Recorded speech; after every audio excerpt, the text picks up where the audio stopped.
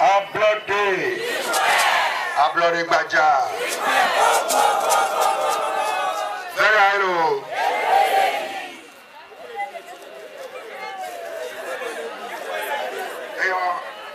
Verrailo. Verrailo. Amnima Verrailo.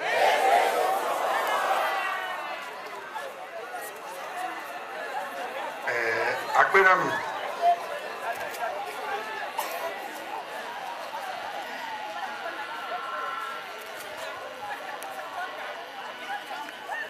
Tobi ekipira bubuto mechube etubio mechube de capio Dogberami. Mechube duko akpata Dogberami. Egbe. Miva koro miago le pechu.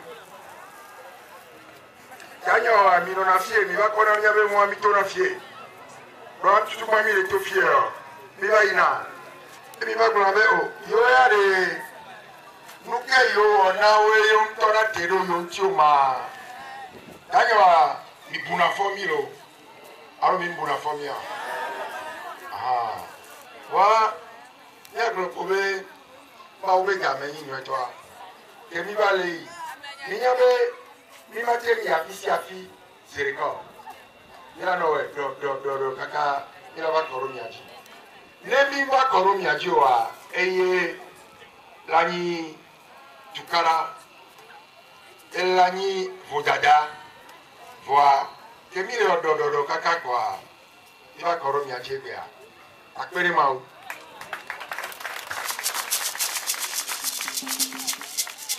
ila koro miaji ya encourage me enyo kaka eye miracle na minye loa milenia be togo be juame mi jesi ale keye togo agbenono le togo adoa minye nya ba agbenono le togo e ba se nkoye nya wa kakumi wa nya no bi keye ponu pocha ebe romana mia eblonyo kaka mi be nyaba komi nya de nya roko sofiomi be nya jisimi me mi se nya be ko obe ANC nya be ameko le ANC mea wawe yo me mi se nya be ko ANC nya be enuke etoke ye mi le jire nya be tua mi gbena yo wa yo nye yo se domi enti ko mi mi aba ko mi ro ndeke ha adona mi bere to ko be jurare eju ndu gare o eju vitukire na kata mi le me même sugo si gare ke eju me sugo gbangba eju ko sugo le eju me ye etowo wo se na wo le togo vitukire akudo duko vitukire ne mi be mi awo to Etogo to pata one no rote ne wachawa sevivi ne agbe wa ba gbe me le togo a ne mi soro mi aroko ji amira kenwe ne mi tote akpasese damesese ebrududu patapa ne mi tote eseji masoro yeri soro mi aroko jimere no le tume ko are le o tunatu no ko na tume vi o gbo yetie ono na tume koro ne o soro ke o apasese to ve daro e tume ko a e ase na o vire o ne o to esi ti ko ve na iro asipe ame ya mere pe mso daro fun o a ese na o vire voilà on le fout quoi ça c'est ça on le fout là ne no ko ore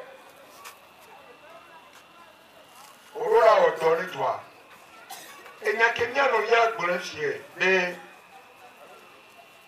yo le dit et nous avec et mon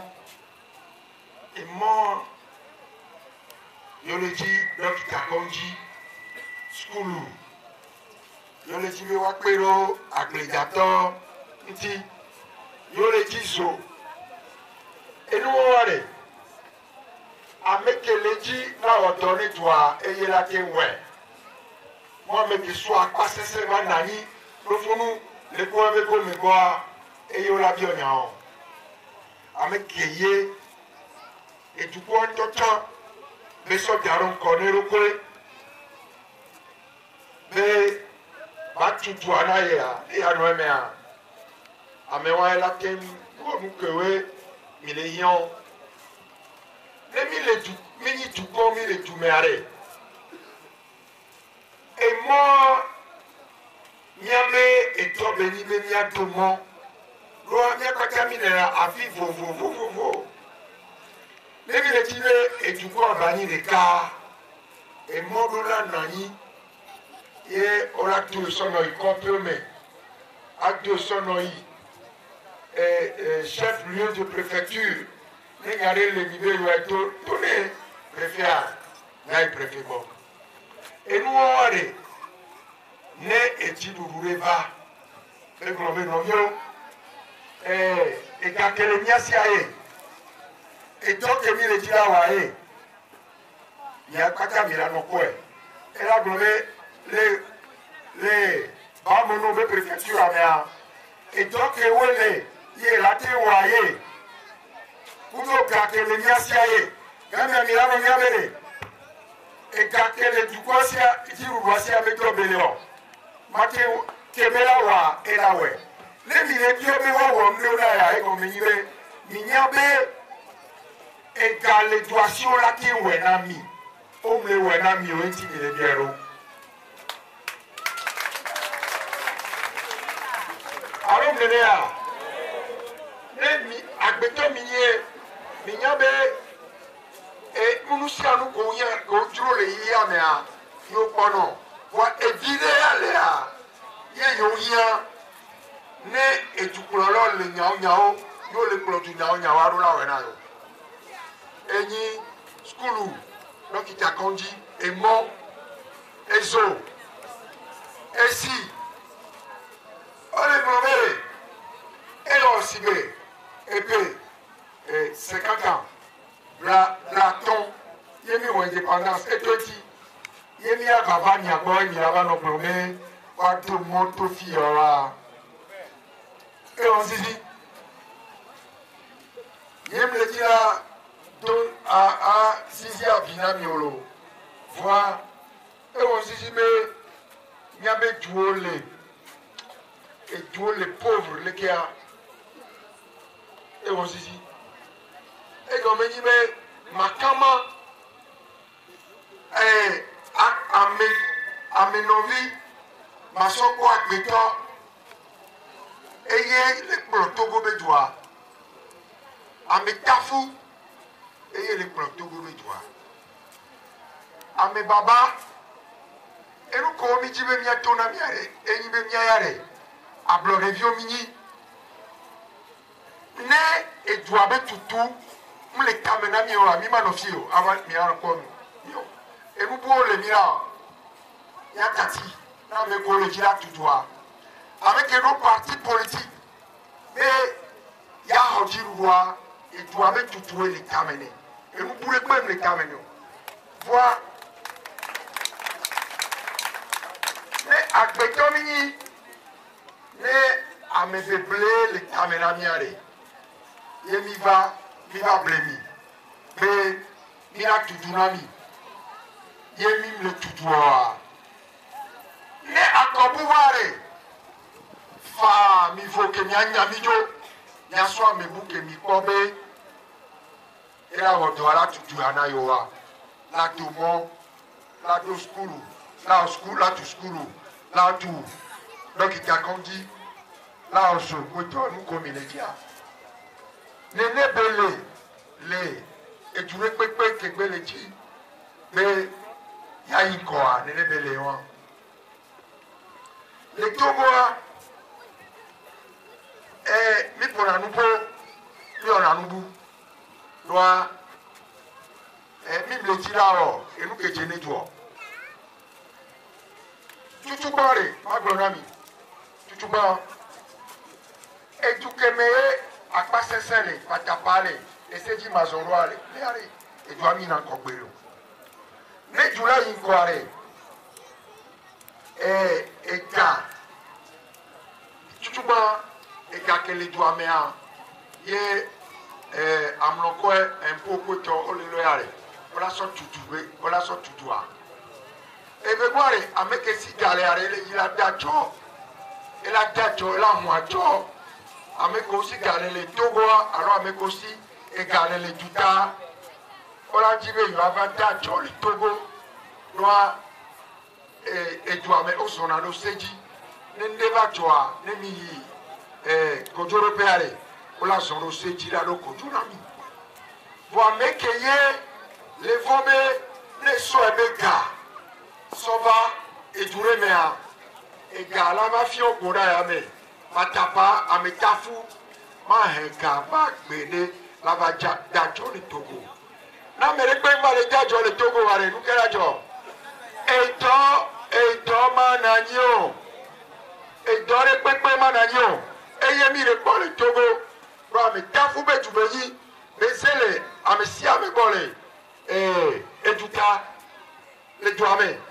Et tié, y a no viola school. Et wato wano ouvron kaka e le school voa. Et dore pe mlo la. Ola gba no wato wano ko la ho. Agbeto kele odo ha. Mpore ro ko be nya agbeto.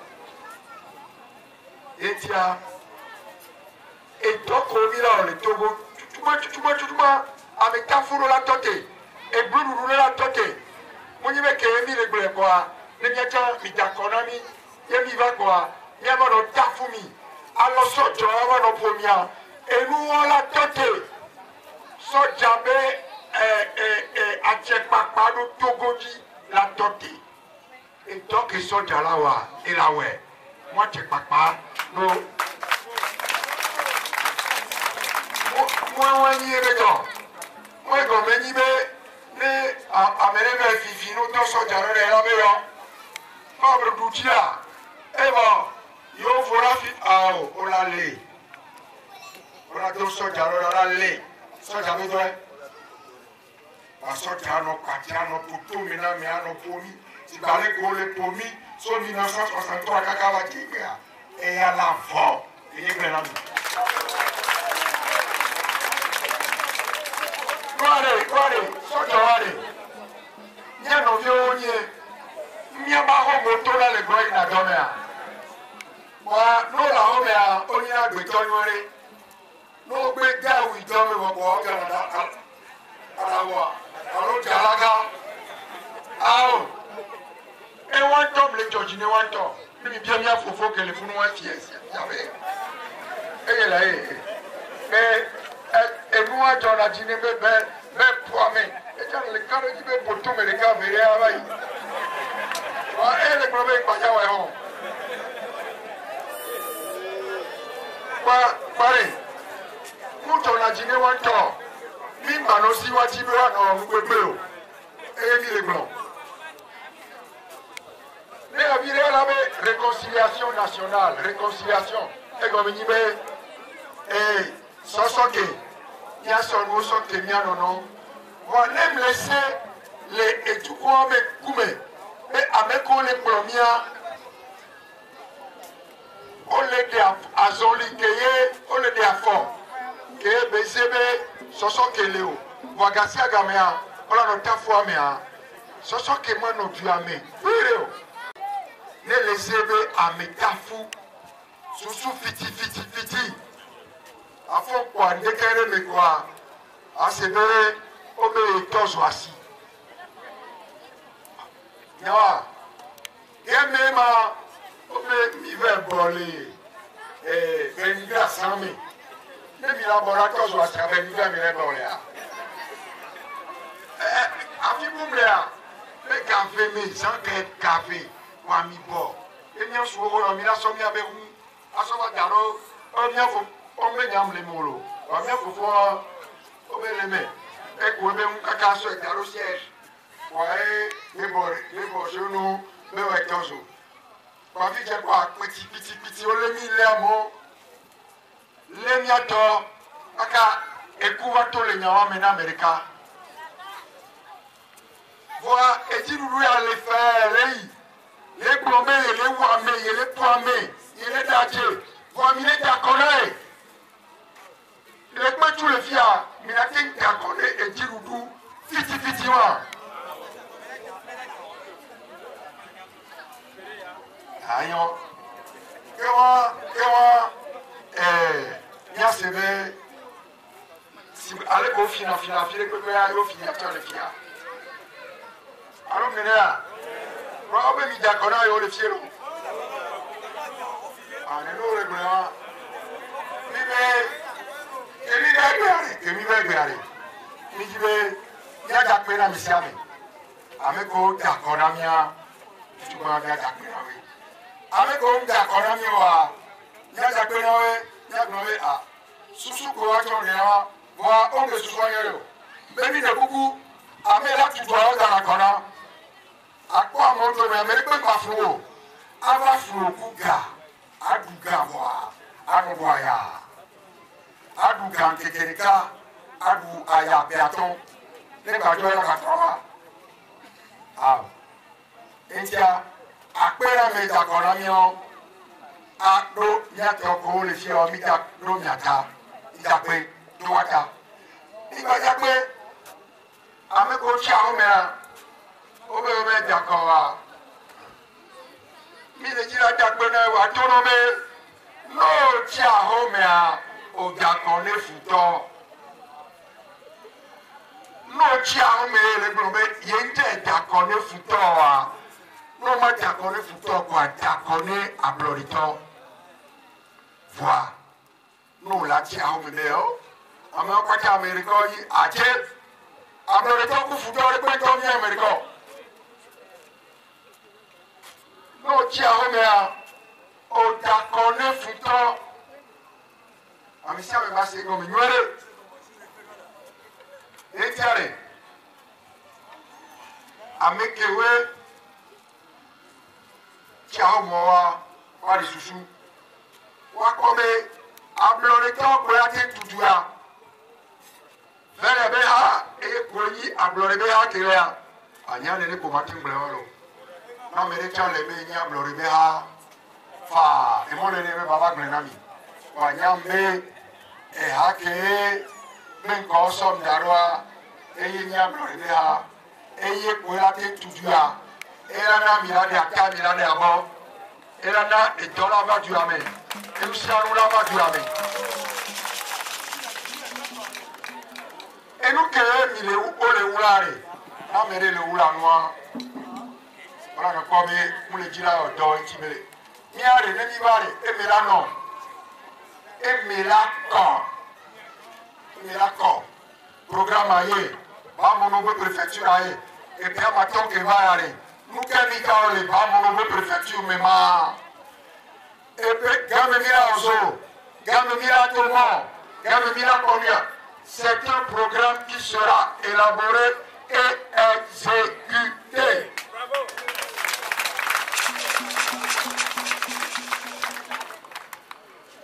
Et les gens matroa ezo atozo asibenya atozo asiare avec etem mani butamebe atitozo asi ye la so kukona mebukwa anya zerikabe amewa abusamba me et tukalae et ameko le kafumi kakana fifia o kwelate onene ye o le kafumi kaka on banyanu enyi enugbegbe o etro habitude là yo ona gasiagami nemi tote wese rekore et soit il y a quand même nous pour parler baou ko wa so la batin de nous to fa avec les finaccord les courir toi kwata attention jobo e koko le ko ma koko lo ahatome yo le lodule e nous wa le niya no ebe wa no ya fire yo me togoto nya ne o do afire kwa soja kele po apohoma ela me yo a togoto ye ya me to me koko na kagodo ahatome le ma o la bere no sino kume bo wa eyan wa mi ona nu pepe kaka ezele yiye ko ni ame wale be mi le tia Christian Kolewa, avec ça, et mille jibé, et nous on va toquer les Togo. Accord d'adare. Mais les combien nous vit qu'on le fait, il y a Kafoué, les candidats, les Tony. Mi so we so le dalo mena mi. Mi a wo dokuwe. Mi a dalo we ne. Game soirée, et nous sommes à Yébé-Tipé, à Mekela, nos bureaux de vote, mais à nos bureaux de vote, mais ma bonne à Tozereka, mais à Béni président, à son novio qui était dans loin, sur nos bureaux de vote, mais à nous. On y président, à le mini bureau, à Mekobe et Me, et so, alors, Obi, yo on a droit, n'aime toi, mais yo mi on veut, et puis, les tombes vignes, alors toi, avec le Jamaka, les bureaux de vote, mais quoi avec soi, et nous, on a plein à nous les Yanti. Nous, non. Il y a mis ma varon, pour le tout. On a plombé, les millions de nerfs, les petits pouvoirs qui ont remis à miaré. On avait, ils ont mis le pied. Ils ont mis à Doreko, non, on a choisi d'Arofuna. Moi, je l'ai dit à Zonion. Et tiens, à qui les Togois, il est bien, du coup, à terre le mien, il y a sorti les bureaux de vote au mai. Il y a pas que il va les là. Il y a et trop béni là, cacasso ici cassé. Il y a trois filles bébé, avec le micro, miracle, c'est le blanc là-bas. C'est vrai. Préfecture Pata, Minatoame, c'est vrai. Ça veut dire que Agnon a mis avec le voilà. Minava pas mon nom, Afiko Mimba Fifioa, Minai. Afiko Omiegoa, Isra, right.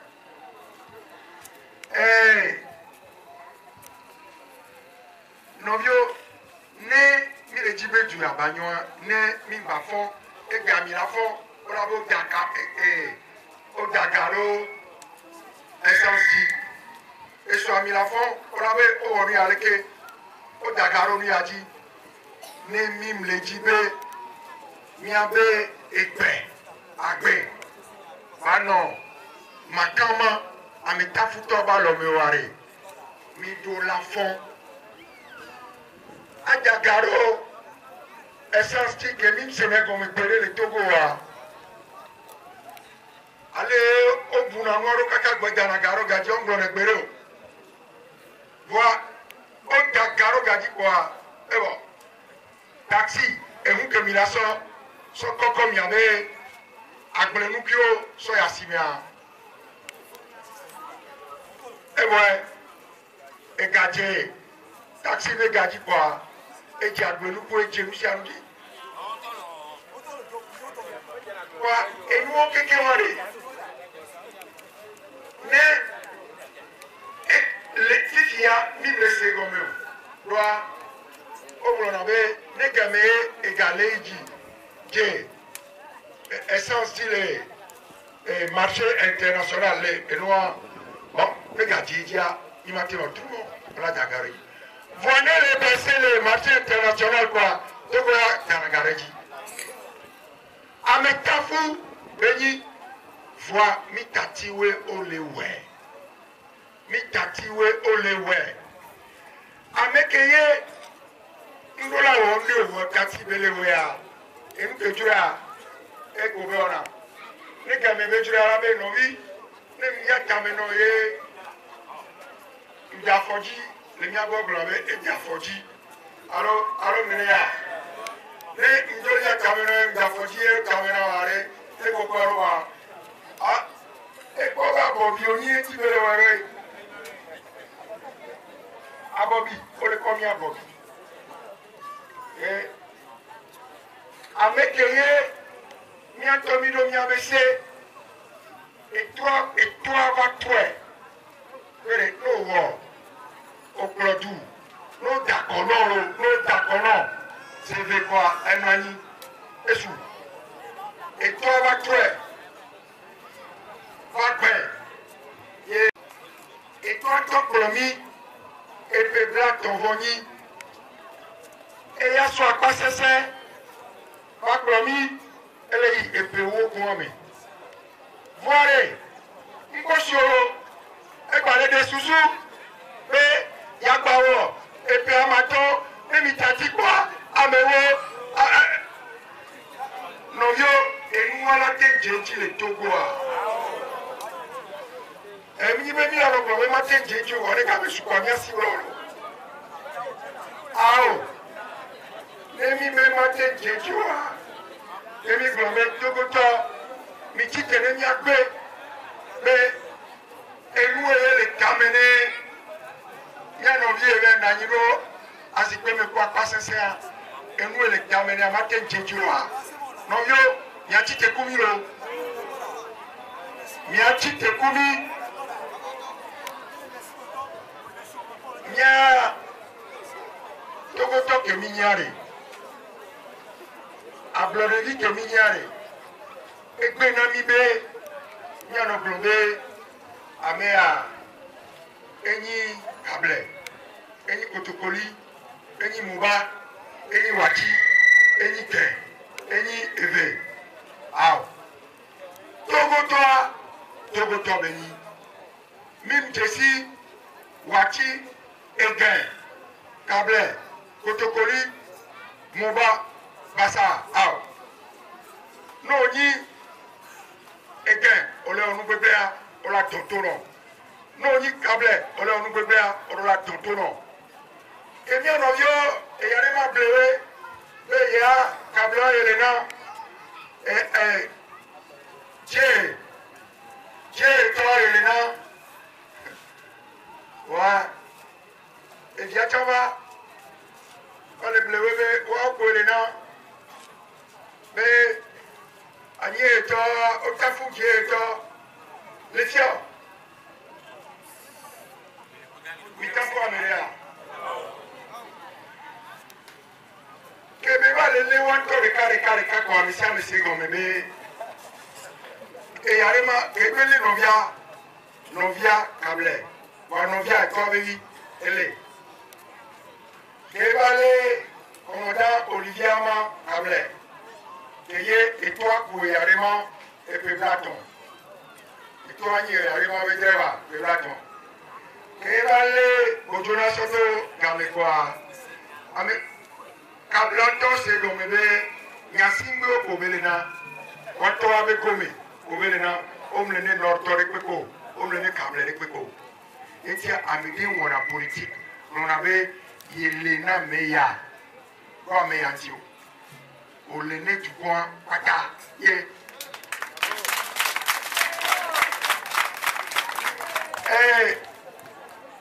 ne me ma glonyo pata ya jo no fie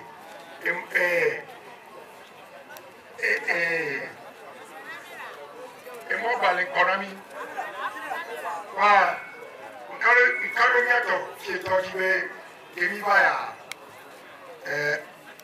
waya nous on a prendre relève on a sur relais wa nkaro waji surtout nyabe secrétaire a kele nwefia yale benilo yale beni kele nwanyo eto wale enya video o mi heba na deka ya kase kumi ya de nya ro ko sofio mi be ya we aro ya yo wa mi se na bia me ko nyale enyo me mi se re lo aro fun mi o ya we ya ke gongo wa ya to mi ako ni mi ni ablo de yolo aro ni mi ni ejumara Miranya, akwera milo.